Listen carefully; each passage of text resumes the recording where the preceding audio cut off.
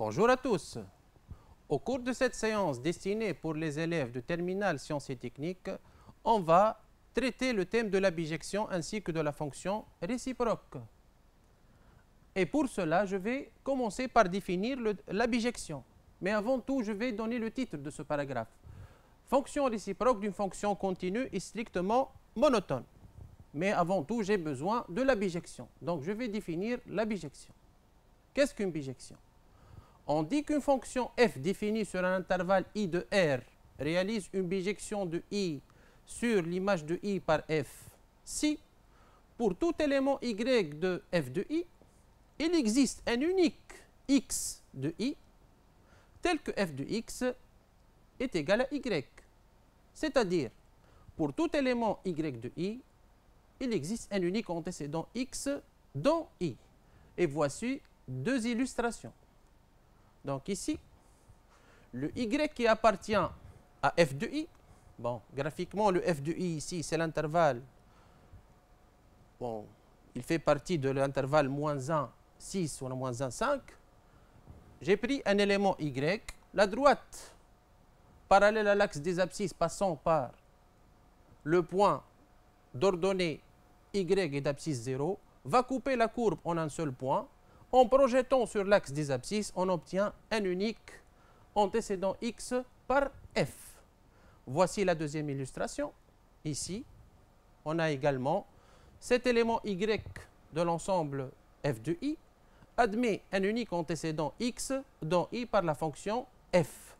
Bon, ici, on a deux situations. Dans la première situation, j'ai pris une fonction qui est continue. Comme vous le voyez, il n'y a pas de saut de tracé et qui est strictement ici croissante. Dans le second exemple, j'ai pris une fonction qui est discontinue en 3 et qui n'est pas monotone. Mais dans les deux cas, chaque élément y de l'ensemble f de i admet un seul antécédent. Donc ici, j'ai pris un autre y. Il va obtenir un antécédent x dans i. Et ainsi de suite. Par exemple, si je prends le 3, il possède un antécédent qui est égal à 1. L'antécédent de 3 par la fonction f est égal à 1. Ici, par exemple, si je prends l'antécédent de ce nombre-là, par exemple 1,6 par la fonction f, il possède un antécédent unique par la fonction f qui est par exemple moins 0,5 à titre d'exemple. Donc, on va passer maintenant à cette question qui est très importante. Est-ce qu'il y a une condition qui est suffisante pour qu'une fonction f définie sur un intervalle i soit une bijection de i sur f de i? Pour y répondre à cette question, donc, on va traiter cette activité. Donc, voici l'énoncé. Dans la figure ci-contre, on a représenté dans un repère orthonormé au ij la courbe C de la restriction G à l'intervalle 0 plus l'infini de la fonction polynôme f définie sur R par f de x égale 1 quart x carré moins 1. Voici sa courbe. On voit bien ici les éléments de la courbe de f. Elle possède une demi-tangente horizontale au point d'abscisse 0. Et on voit bien l'allure de la courbe C qui est polynôme. Donc, c'est une partie d'une parabole. Donc, en premier lieu, je vais demander le sens de variation de la fonction g, puis l'image de i par g. En second lieu, je vais prendre un y arbitrairement de l'image de i par g. Je vais justifier que l'équation g de x égale à y admet une unique solution dans l'ensemble, dans l'intervalle i. La troisième question, je vais considérer la fonction h définie sur l'intervalle moins 1 plus l'infini par h de x égale 2 fois racine de x plus 1. Je vais désigner par C' sa courbe représentative dans le même repère au ij. Je vais demander d'étudier la continuité et le sens de variation de h. Je vais démontrer plus tard que si m de coordonnées x, y appartenant à C équivaut à dire que m' de coordonnées y, x appartenant à C'. Puis, enfin, je vais construire la courbe C'. Donc, on va traiter cette activité. Donc il est bien clair ici que la fonction g est strictement croissante sur i. L'allure, c'est celle d'une fonction strictement croissante. Je vais demander plus tard de déterminer l'image de i. Donc ici, l'image de i, c'est soit graphiquement, puisque j'ai demandé de déterminer, donc on va le déterminer par le calcul. Donc, i, c'est l'intervalle 0 plus l'infini, c'est r+. Donc, je vais utiliser les théorèmes précédemment démontrés dans le cours. Donc, g est continu sur i, puisqu'il s'agit d'une fonction polynôme, ou bien, tout simplement, il n'y a pas de saut de tracé dans la courbe C. Donc, la deuxième affirmation, c'est que g est strictement croissante sur i. Donc, finalement, g de i, ça sera g de 0, la limite en plus l'infini de g. Mais g de 0 est égal à moins 1, et la limite en plus l'infini de g, c'est plus l'infini. Donc, finalement, l'image de i, c'est l'intervalle moins 1 plus l'infini. On le voit ici illustré graphiquement dans la figure. On va passer maintenant à la deuxième question. Soit y appartenant à g de i, bien sûr ici j'ai mentionné le i et le g de i pour ne pas se perdre. Donc justifier que l'équation g de x égale à y admet une unique solution dans i. Mais avant tout, je vais mentionner les conditions. X il appartient à i, donc x il est positif, et y appartenant à g de i, donc y il est supérieur à moins 1. Donc y plus 1 il est supérieur à 0. Mais g de x est égal à y. Ceci équivaut à dire que 1 quart x carré moins 1 est égal à y. Ceci équivaut à dire que 1 quart x au carré est égal à y plus 1. Ceci équivaut à dire que x au carré est égal à 4 fois y plus 1. Ici, on va appliquer la racine carrée aux deux membres. On va obtenir la racine carrée de x carré vaut valeur absolue de x, puisque x est positif, et la racine carrée de 4 fois y plus 1 vaut 2 fois racine carrée de y plus 1. Mais la valeur absolue de x va être égale à x. Pardon, ici, la racine de x carré vaut valeur absolue de x qui est égale à x, car x est positif. Donc x est égal à racine carrée de 2 fois racine carrée de y plus 1. Je vais mentionner cette relation par étoile car j'en aurai besoin dans la suite. On a pris un seul y dans g de i. On a trouvé un seul x dans i. Donc d'où l'unicité de l'antécédent de y par g. Donc ici, on a montré que la fonction g est bijective. On va passer maintenant à la troisième question. Donc, j'ai considéré la fonction h définie sur moins 1 plus l'infini par h de x égale 2 fois racine de x plus 1. J'ai désigné par C' sa courbe représentative dans le repère orthonormé OIJ. J'ai demandé d'étudier la continuité et le sens de variation de la fonction h. Mais h est une fonction usuelle, donc elle est continue sur son ensemble de définitions. Elle est strictement croissante également puisqu'il s'agit de la fonction qui a x associée racine de x plus a, ici racine de x plus 1. Elle est aussi strictement croissante sur son ensemble de définitions. Donc la continuité et le sens de variation sont déduits du cours que vous avez vu l'année précédente lorsque vous avez étudié les fonctions usuelles telles que les polynômes et les racines carrées. Maintenant, je vais demander de montrer cette équivalence. C'est que m de coordonnées x, y appartenant à C, ceci équivaut à dire que m' de coordonnées y, x appartenant à C'. Je vais partir du fait que m de coordonnées x, y appartenant à C. Ceci équivaut à dire que, tout d'abord, que x appartient à l'ensemble de définition de G, qui est 0 plus l'infini. Y, il appartient à moins 1 plus l'infini, et y égale à g de x. Ceci équivaut à dire que, je vais remplacer tout simplement g par son expression. Ceci équivaut à dire que y, j'ai inversé l'ordre ici y appartenant à moins 1 plus l'infini, x appartenant à 0 plus l'infini. Cette équivalence est traitée précédemment. Cette équivalence 1 quart x carré moins 1 est égal à y conduit à x est égal à 2 fois racine de y plus 1. Mais ceci a été traité précédemment dans la première question.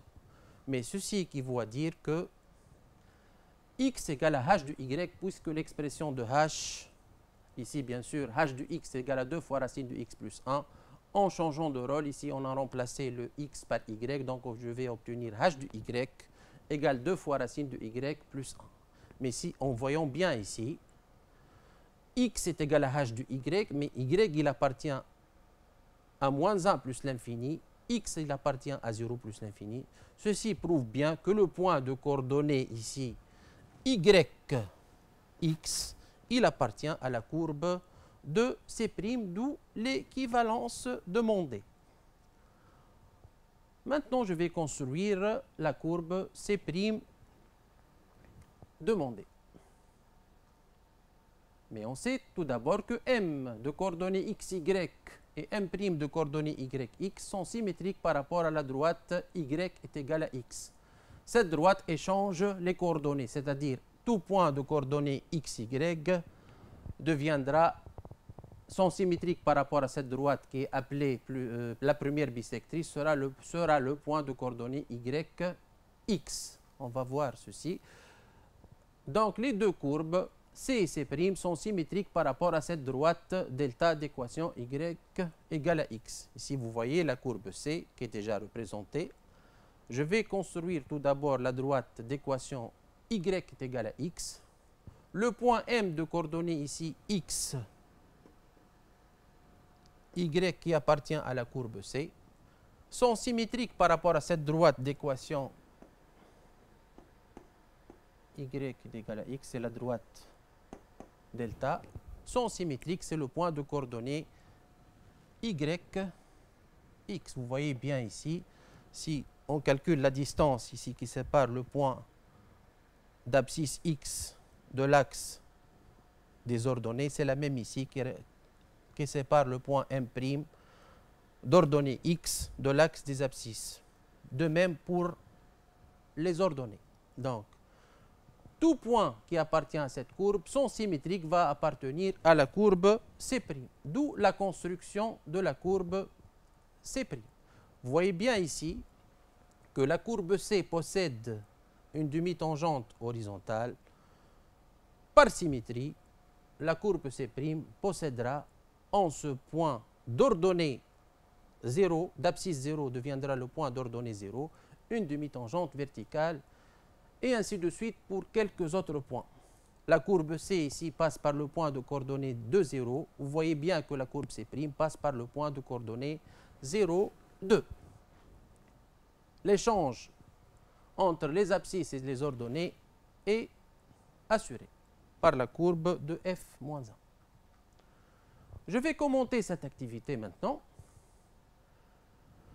J'ai prouvé que tout élément x de l'intervalle 0 plus l'infini admet une image puisqu'il s'agit d'une fonction dans l'intervalle moins 1 plus l'infini. Mais le plus important, c'est que tout élément y de l'ensemble moins 1 plus l'infini admet un seul antécédent dans 0 plus l'infini, ce qui prouve que la fonction g est bijective. On dit que g donc réalise une bijection de 0 plus l'infini sur, on dit fonction dans et bijection sur moins 1 plus l'infini. Et dans ce cas, g, puisqu'elle est bijective, on dit que g admet une fonction réciproque. La fonction réciproque, c'est la fonction qui ramène dans l'autre sens. Cette fonction réciproque, elle est définie sur l'ensemble g de i, c'est-à-dire moins 1 plus l'infini. Elle est notée par g exposant moins 1 ou tout simplement g moins 1 et qui est la fonction h ainsi définie. Et pour tout x appartenant à l'intervalle moins 1 plus l'infini, g moins 1 de x est égal à h de x est égal à 2 fois racine carrée de x plus 1. On dit ici qu'on a explicité g moins 1 de x. Vous trouverez cette question fréquemment dans les exercices en vous demandant de déterminer le g-1 ou bien d'expliciter le g-1 de x en fonction de x. Il ne faut pas se perdre ici entre les x et les y. Il faut savoir où placer le x et où placer le y pour pouvoir répondre. On remarque aussi que la fonction h, qui est réciproque de la fonction g, est aussi continue sur f de i et qu'elle est strictement monotone aussi sur, et elle a le même sens de variation que g, c'est-à-dire la fonction g, elle est strictement croissante sur i. On a prouvé que la fonction h, qui est g-1, est strictement croissante aussi sur g de i. La continuité, elle est passée. On va voir plus tard qu'est-ce qui va se passer pour la dérivée. On a aussi prouvé à travers cette activité que les deux courbes C et C' sont symétriques par rapport à la première bisectrice, comme on l'a déjà prouvé précédemment. Donc, on va passer maintenant au fameux théorème de la bijection. Donc, on va répondre à la question qu'on a posée. Y a-t-il une condition suffisante pour qu'une fonction soit bijective? Voici cette condition. Si la fonction f est strictement monotone sur un intervalle i, il y a une seule hypothèse, c'est la stricte monotonie de f sur i. Si ceci est assuré, alors qu'est-ce qu'on va conclure? Alors f réalise une bijection de i sur f de i. Et puisqu'elle réalise une bijection de i sur f de i, elle va admettre une fonction réciproque, f-1, qui va hériter le même sens de variation de f et qui va hériter également la continuité de la fonction f si bien sûr f est continue sur i. Donc, ici on a besoin uniquement de la stricte monotonie de la fonction f pour prouver qu'elle est bijective. Mais la continuité va passer, bien sûr, si f est continue.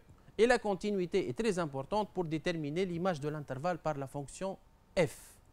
Mais faites attention ici, la bijection n'exige pas la continuité. La continuité est exigée uniquement pour déterminer l'image de l'intervalle par la fonction f. On a également ceci, on a déjà dit ça précédemment.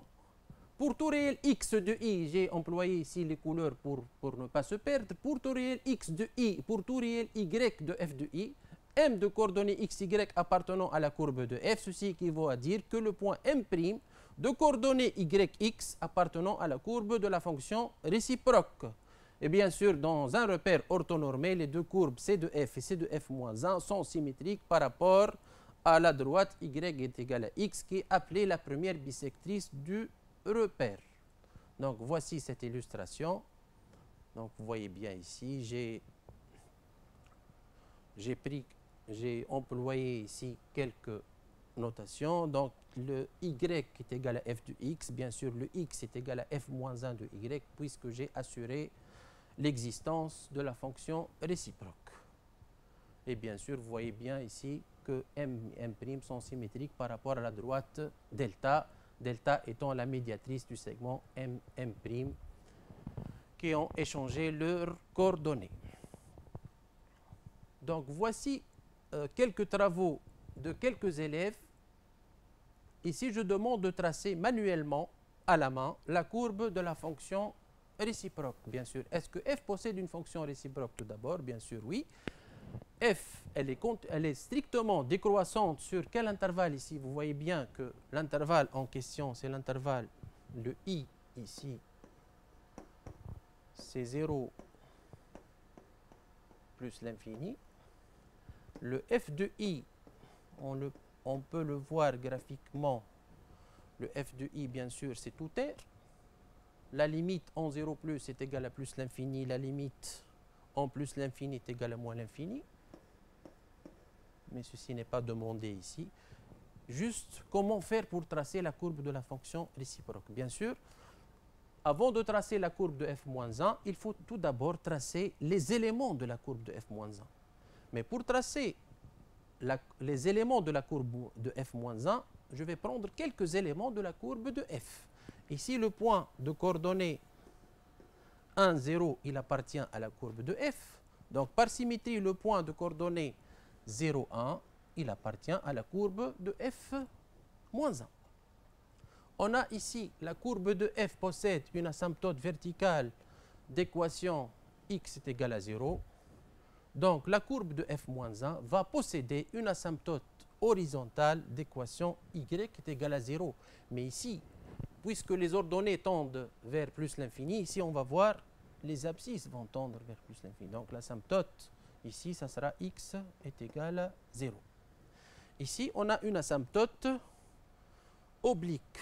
Bon, je n'ai pas besoin de son équation, mais j'ai besoin de tracer sa symétrique. Mais tout d'abord, je vais tracer la droite, la première bisectrice du repère. La première bisectrice du repère. Et je vais tracer la symétrique de cette courbe, la symétrique tout d'abord de cette première bisectrice. Vous voyez bien ici que les deux, cette droite et la première bisectrice sont perpendiculaires, donc ça sera sa propre image par rapport à la droite y égale à x. Ici, ça sera l'asymptote. Donc ici, la courbe s'approche de ce côté-là, donc ici, la courbe de f-1 va s'approcher de ce côté-là. Ce point va rester immobile, il est fixe, car il appartient à la droite delta. Tous les points d'intersection de la courbe de f avec la première bisectrice sont leurs propres images par rapport à delta. Donc, le sens de variation de la courbe de f-1 sera le même que f. Donc, la fonction réciproque de f-1 sera strictement décroissante ici. Mais ici, je vais tracer le travail de notre cher élève. Regardez ici, c'est presque, peut-être l'élève a mieux tracé que moi.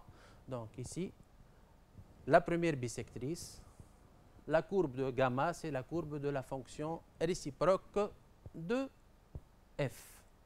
On va voir une autre illustration. Donc ici, la fonction f est strictement croissante sur moins l'infini 0. Je demande de tracer sa courbe, la courbe de sa fonction réciproque. Ici, pour ne pas se perdre dans les généralités, je vais tracer la courbe. Ici, je vais expliquer ce que j'ai tracé. Donc ici, la courbe f possède une asymptote horizontale qui est ici, puisque ces deux côtés-là, j'ai tracé la demi-droite AB. J'ai tout d'abord tracé l'image de la demi-droite AB par rapport à la droite y est égale à x. Donc l'image de la demi-droite AB, point par point, l'image de A c'est A', l'image de B c'est lui-même. Donc l'image de la demi-droite AB c'est la demi-droite A'B. Donc j'ai tracé l'image de l'asymptote horizontale qui est l'asymptote verticale et l'image de l'asymptote verticale qui est l'asymptote horizontale. En gardant le même sens de variation de la fonction f, la courbe CF-1 possède le même sens de variation que f, mais sur f de i. D'où le traçage, vous voyez bien ici, si je prends aléatoirement un point de la courbe de f, son image par rapport à la droite delta sera le point M' qui appartient à la courbe de f-1. Faites attention ici, avant de tracer la courbe de f-1, il faut tout d'abord tracer les éléments de la courbe de f-1 pour ne pas se perdre. On commence par tracer s'il y en a des tangentes, des demi-tangentes, s'il y en a des asymptotes verticales qui deviennent horizontales, des asymptotes horizontales qui deviennent verticales, etc. Les asymptotes obliques, on tracera leurs images, et ainsi de suite. J'espère que vous avez bien tiré profit de ces deux représentations. Maintenant, je vais donner ces remarques-là que j'ai déjà mentionnées précédemment. Pour tout réel x de i et pour tout réel y de f de i, y est égal à f de x si seulement si x est égal à f-1 de y. On a également f-1 de f de x, c'est-à-dire f-1 rang f de x est égal à x pour tout x appartenant à i. Et f rang f-1 de y est égal à y pour tout y appartenant à f de i. Ce diagramme-là explique bien ce qu'on a déjà dit. Donc ici, f m'envoie de i dans f de i. Le f-1 me ramène de f de i vers i, en tenant compte que y est égal à f de x, ceci équivaut à dire que x est égal à f-1 de y. Lorsque vous perdez parfois dans les exercices, ce diagramme-là vous permettra de vous retrouver. Donc, maintenant, je vais passer à l'activité 2. Donc, voici l'énoncé. Le plan est muni d'un repère orthonormé au IJ. Je vais considérer la fonction f définie sur l'ouvert 0 plus l'infini par f de x égale x au carré moins 1 sur 2x. Je vais demander de dresser le tableau de variation de f, de montrer que f réalise une bijection de i sur un intervalle j que je vais préciser. Troisièmement, je vais demander de déterminer le f-1 de 0, puis de dresser le tableau de variation de la fonction réciproque, d'expliciter le f-1 de x pour tout x appartenant à j, puis de tracer les courbes c de f et c de f-1 dans le même repère. Je vais montrer pour le traçage que tout d'abord que la droite d'équation y est égale à 1 demi x est une asymptote, bien sûr oblique, à c de f au voisinage de plus l'infini. Pour le corriger, je vais prendre la fonction f qui à x associe 1 demi facteur x carré moins 1 sur x. Pour dresser le tableau de variation de f, il suffit de la dériver. Donc, f étant une fonction rationnelle, donc elle est dérivable sur i. Et pour tout réel x de i, f' de x est égal à 1 demi qui est constante. Ici, on a appliqué la forme, la dérivée de la fonction u sur v. La dérivée de u sur v, c'est la dérivée de u fois v moins la dérivée de v fois u divisé par v au carré. Tout calcul me donne 1 demi multiplié par 2x fois x moins x au carré plus 1 sur x carré. En achevant le calcul, on trouve que f' est égal à x au carré plus 1 sur 2x au carré qui est strictement positive. Donc la fonction f est strictement croissante. Avant de dresser le tableau de variation, je dois trouver les limites en 0 plus de la fonction f. La limite en 0 plus, il s'agit de la limite de la fonction rationnelle, elle vaut tout simplement, en appliquant les opérations sur les limites, on obtient facilement la limite de l'expression au numérateur est égale à moins 1. La limite de l'expression au dénominateur est égale à 0 en restant positive, donc la limite vaut moins l'infini. La limite en plus l'infini de la fonction f, c'est la limite des monomes du plus haut degré, présent donc au numérateur et dénominateur. Donc on obtient facilement la limite de f de x, c'est la limite de x sur 2 qui est égale à plus l'infini. Donc on arrive facilement au tableau de variation de la fonction f qui est strictement croissante. Donc la limite en 0 plus c'est moins l'infini, la limite en plus l'infini est égale à plus l'infini. On va passer maintenant à la fameuse question, c'est de montrer que f réalise une bijection de i sur un intervalle à préciser. Ici, on a bien f est strictement monotone, donc la bijection, elle est assurée. F, bien sûr, elle est strictement croissante sur l'intervalle i. Donc ici, mais ici, je vais mentionner la continuité puisque il me demande de me donner l'intervalle j. Donc, j'ai mentionné la continuité, mais je précise encore une fois que la continuité n'est pas... on n'a pas besoin de la continuité pour démontrer qu'elle est bijective. La continuité, c'est pour déterminer uniquement l'image de l'intervalle.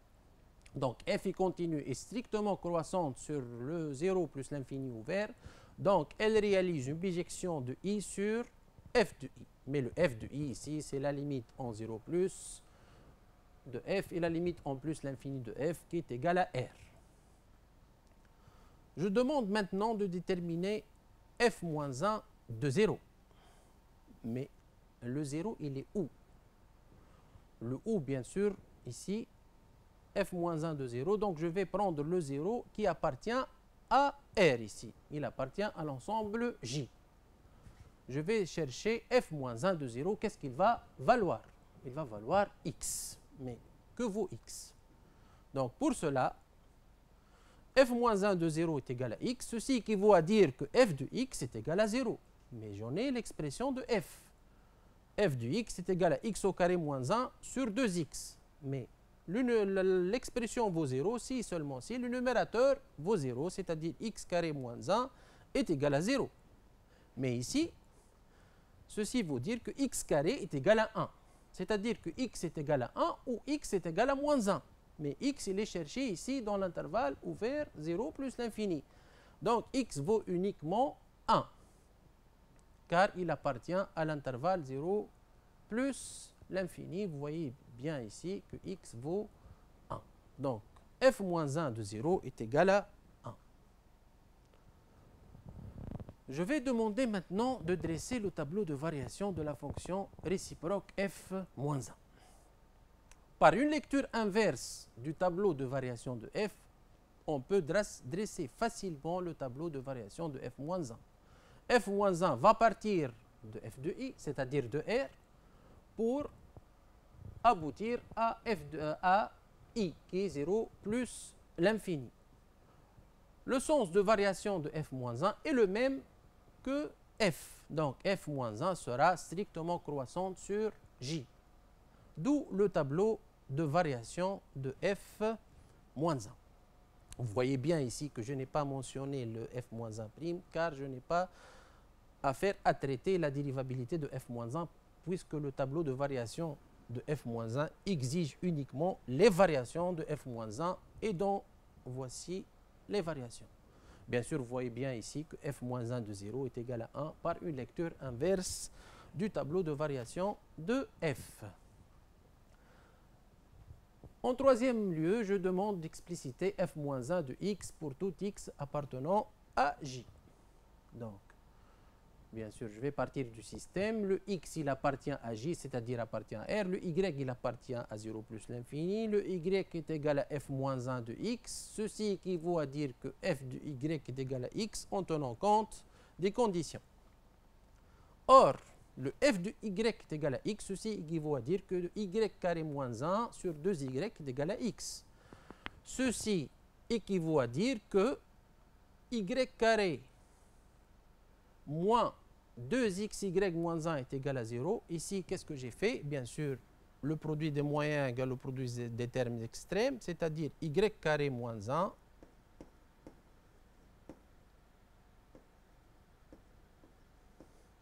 égale 2x y, bien sûr, en mentionnant que le y est différent de 0. Déjà, il est différent de 0 puisqu'il appartient à 0 plus l'infini. En ramenant le 2xy dans l'autre membre, on obtient cette équation de second degré d'inconnu y, puisque y ici, c'est le demandé, le f-1 de x. Donc ici, il s'agit d'une équation de second degré d'inconnu y, puisque le y est égal à f-1 de x, c'est celui qui est demandé. Ici, pour résoudre cette équation, je vais calculer tout d'abord le discriminant de cette équation. Mais le discriminant de cette équation va être b au carré moins 4ac. Le b au carré, c'est moins 2x, le tout au carré, qui va donner 4x au carré. Moins 4ac, c'est-à-dire plus 4. 4x au carré plus 4 vaut 4x au carré plus 1, qui est positif. En calculant les deux racines, on obtient deux racines de cette équation de second degré qui sont y1 qui est égal à x moins racine de delta sur 2a. En faisant tous les calculs, on obtient y1 est égal à x moins racine carrée de x carré plus 1 et y2 est égal à x plus racine carrée de x carré plus 1. Mais ici, comment faire le bon choix? La première méthode, c'est l'appartenance à l'intervalle, c'est-à-dire, on a trouvé deux solutions, y1 et y2, laquelle des deux valeurs appartient à l'intervalle 0 plus l'infini. Mais on a ici pour tout réel x, x au carré plus 1 est supérieur strictement à x au carré. C'est-à-dire, on a racine carrée de x carré plus 1 est strictement supérieure à la valeur absolue de x. Mais on sait que la valeur absolue de x, en général, elle est supérieure ou égale à x. Donc, racine carrée de x carré plus 1 est supérieure strictement à x. Donc ici, le y1 qui vaut x moins racine carrée de x carré plus 1 est strictement négatif. Mais on sait d'avance que le y1 doit appartenir à 0 plus l'infini. Donc, par élimination, le y1 est à rejeter. Donc, on retient le y2. Mais ici, faites attention, on vérifiera facilement que le y2 est strictement positif, c'est-à-dire c'est la somme de deux nombres strictement positifs. La deuxième méthode, pour le bon choix, c'est le calcul de l'image d'un réel. Ici, on a f-1 de 0 est égal à 1. Donc, je rappelle que y1 est égal à x moins racine carrée de x carré plus 1 et y2 égal à x plus racine carrée de x carré plus 1.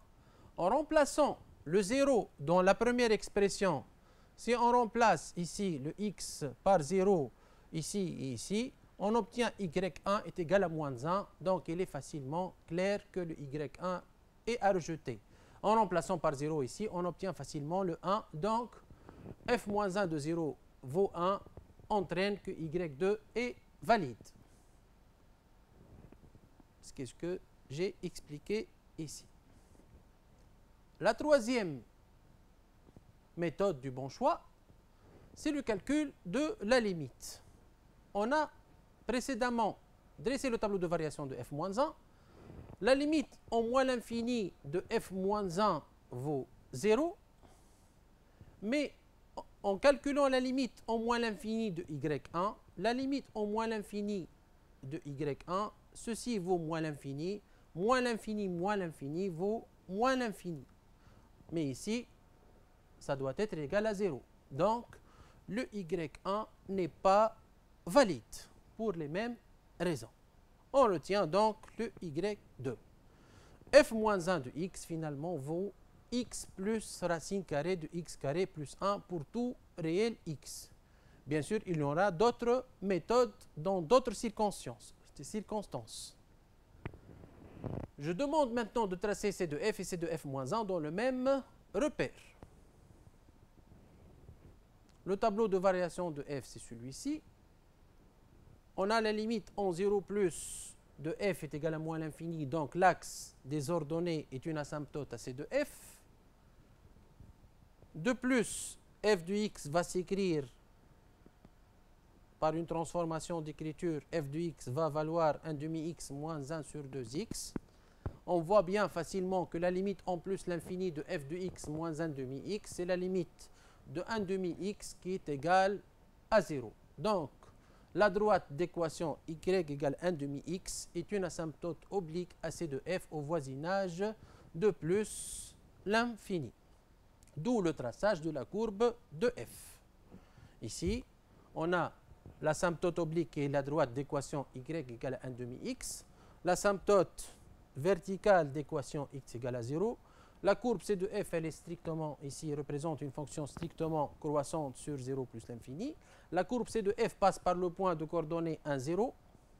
Donc, comment faire ici? Je commence par tout d'abord tracer l'image de l'asymptote oblique qui est la droite d'équation y qui est égale à 1 demi-x. Donc ici, l'asymptote oblique passe par l'origine, il passe par le point de coordonnées 2, 1.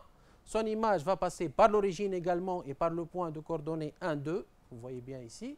J'ai tracé l'image de l'asymptote oblique.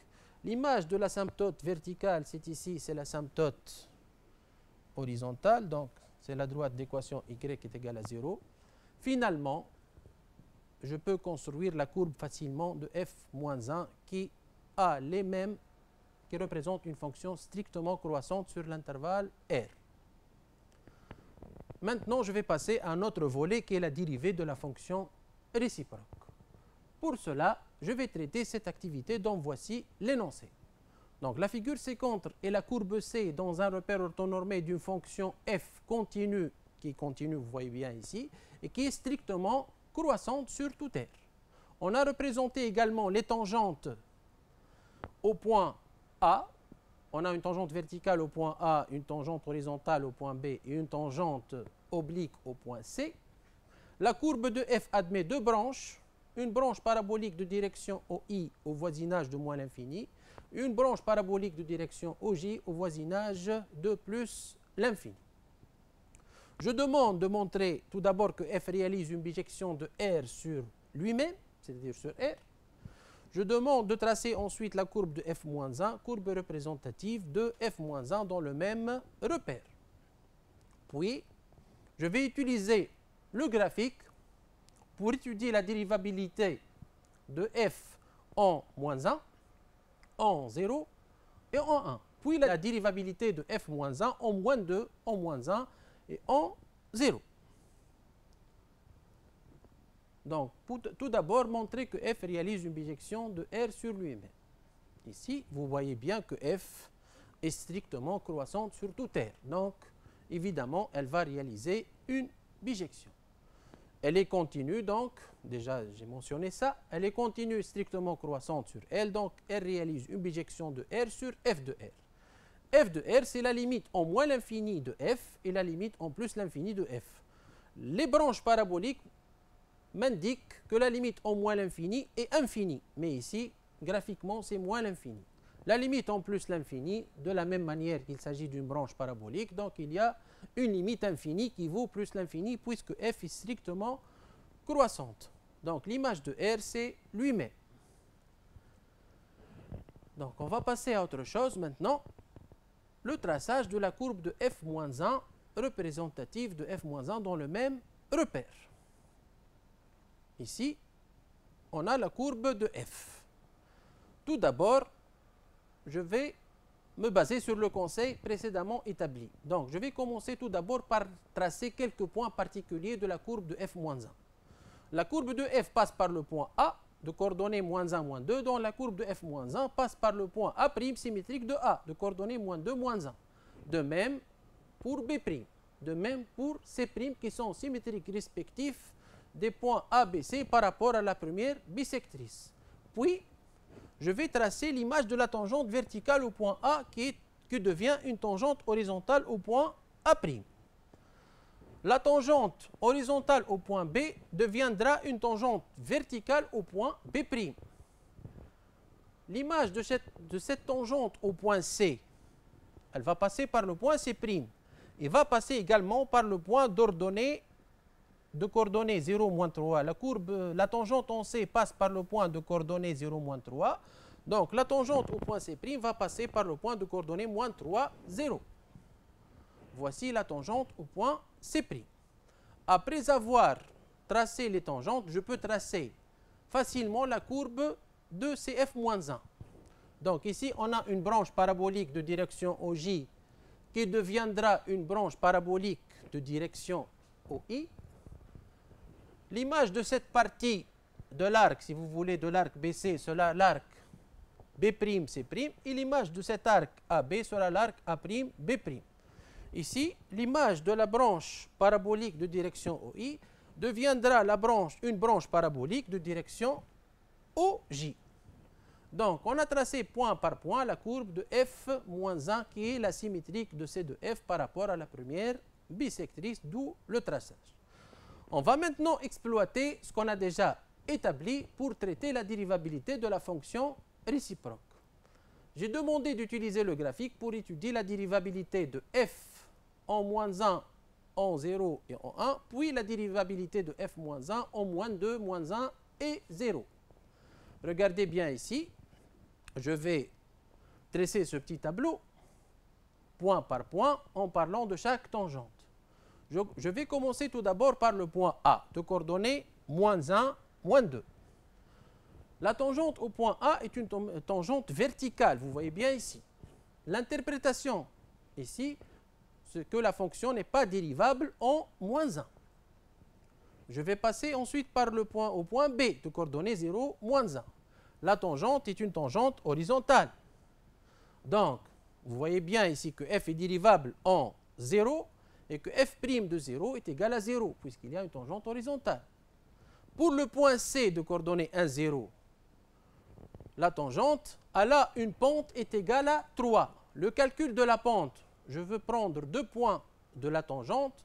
En faisant la différence des ordonnées que je divise par la différence des abscisses, on obtient facilement le nombre dérivé qui est égal à 3.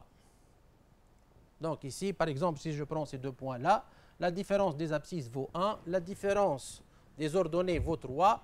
En remarquant que la pente est positive, on voit bien que f' de 1 est égal à 3. Vous avez vu ça dans le chapitre dérivabilité. Maintenant, je vais passer à la fonction réciproque. Le point symétrique de A, donc on va faire l'échange des abscisses et des ordonnées. Le point A' d'abscisse moins 2. La tangente verticale est devenue horizontale. L'interprétation ici, puisque la tangente est horizontale, donc f moins 1 est dérivable en moins 2 et f moins 1' de moins 2 vaut 0. Vous voyez bien ici la tangente horizontale. On fera de même pour le point B', de coordonnées moins 1, 0. La tangente était horizontale au point B, donc elle deviendra verticale au point B'. Donc vous voyez bien ici que la fonction f moins 1 n'est pas dérivable en l'abscisse du point B' qui est égal à moins 1. Et finalement, pour le point C', d'abscisse 0, la tangente A pour pente est égale à 3. La tangente ici A pour pente est égale à 1 tiers. C'est facilement remarqué puisque la pente, le calcul des pentes dans la première partie se fait en calculant la différence des ordonnées sur la différence des abscisses. Et puisque l'abscisse est devenue ordonnée et l'ordonnée est devenue abscisse, donc le quotient deviendra l'inverse de l'autre quotient. On voit bien ici que f moins 1 est dérivable en l'abscisse du point C qui est 0 et f moins 1' de 0 est égal à 1 tiers. Je vais commenter tout ça donc maintenant. Ici, je vais commenter tout ça. Je vais donner le tableau que j'ai déjà établi précédemment. Ici, qu'est-ce que vous voyez ici? Que f n'est pas dérivable en moins 1. Mais pourtant, f moins 1 est dérivable en f moins 1 qui est égal à moins 2. Et le nombre dérivé est égal à 0 de f moins 1, en moins 2. De même, f est dérivable en 0. Elle admet une demi-tangente horizontale au point d'abscisse 0. Mais pourtant, f moins 1 n'est pas dérivable en f de 0 qui est égal à moins 1. Mais, dans le troisième cas, f est dérivable en 1 et f' de 1 est égal à 3. On remarque que f' de 1 ici est bien différent de 0, est égal à 3. f moins 1 est dérivable en f de 1, qui vaut 0. Et f moins 1' de 0 est égal à 1 tiers. Mais le 1 tiers, c'est 1 sur f' de 1, puisque f' de 1 est égal à 3.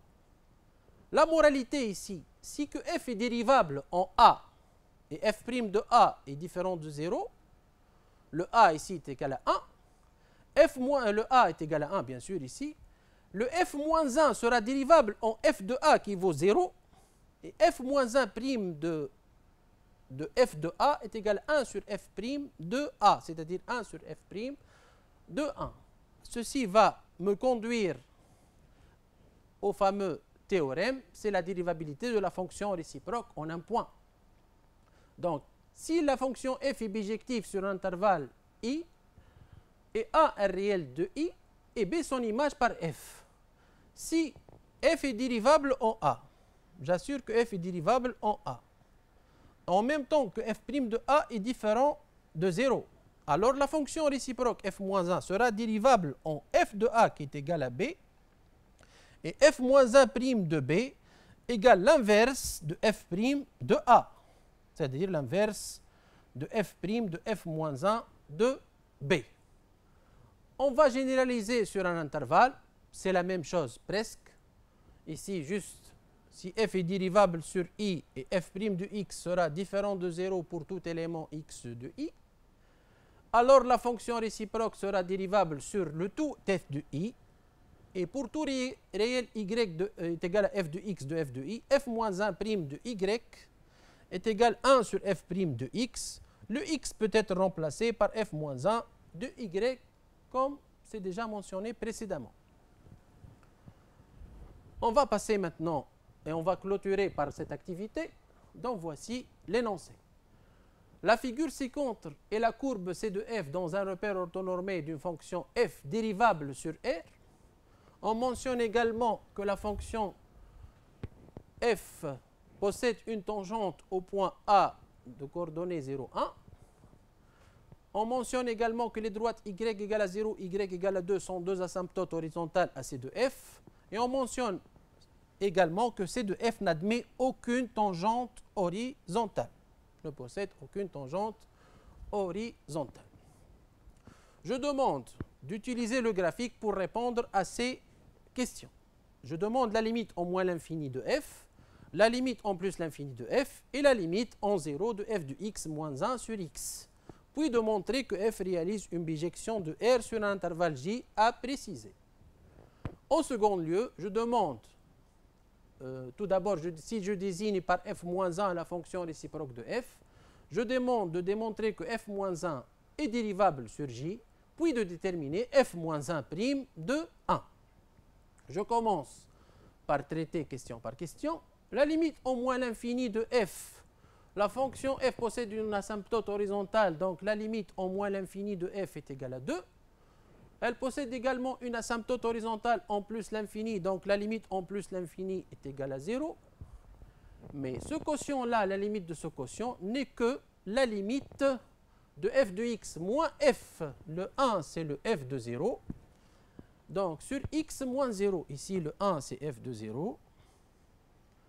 Sur x moins 0, ici, il s'agit d'un nombre dérivé de la fonction f en 0. f' de 0 n'est que la pente de cette tangente. La pente de cette tangente n'est que donc, la différence des ordonnées sur la différence des abscisses. La différence des ordonnées vaut moins 1. La différence des abscisses vaut 1. Donc, moins 1 sur 1 est égal à moins 1. Je vais effacer maintenant ceci.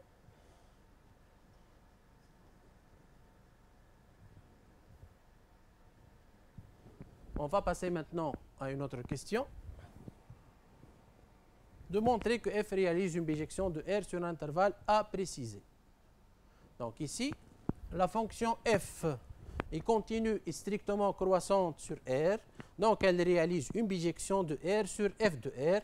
Mais f de R n'est que la limite en plus l'infini de f qui est 0 et la limite en moins l'infini de f qui est 2. Donc c'est l'intervalle ouvert 0, 2. Ensuite, je vais traiter maintenant la fonction réciproque de f. On me demande ici de démontrer que f moins 1 est dérivable sur J. Donc ici, j'ai besoin de mes deux hypothèses. F étant bijectif étant dérivable sur R. Donc l'hypothèse numéro 1, c'est que f est dérivable sur R. Et f' ne s'annule pas sur R. F' ne s'annule pas sur R. D'où vient ce ne s'annule pas? Le ne s'annule pas provient de l'énoncé puisque C de f n'admet aucune tangente horizontale. Donc sa dérivée ne s'annule pas sur R. Donc mes deux hypothèses sont fournies. Donc la fonction f-1 est dérivable sur f de R qui est égal à 0,2. Pour le calcul de f-1' de 1, elle est facilement détectable. F est dérivable en 0 puisqu'elle est dérivable sur R et f' de 0 est égal à moins 1 qui est différent de 0. Donc, f-1 est dérivable en f de 0 qui est égal à 1. Et f-1' de 1, c'est l'inverse de f' de 0. Mais f' de 0 est égal à moins 1. L'inverse de moins 1 vaut moins 1. Vous voyez ici sur le graphique. Ici, le point A qui appartient à la courbe de f, son image, c'est le point A' qui appartient à la courbe de f-1. Et vous voyez bien ici qu'ils ont, les deux courbes ont la même tangente, respectivement au point A et A'. Donc, puisqu'il s'agit de la même tangente, donc il s'agit de la même pente. La pente de la tangente en A vaut moins 1 et la pente de la tangente en A' vaut également moins 1. On arrive donc, chers élèves, au terme de cette séance. J'espère que vous avez tiré bien profit. Merci et à bientôt.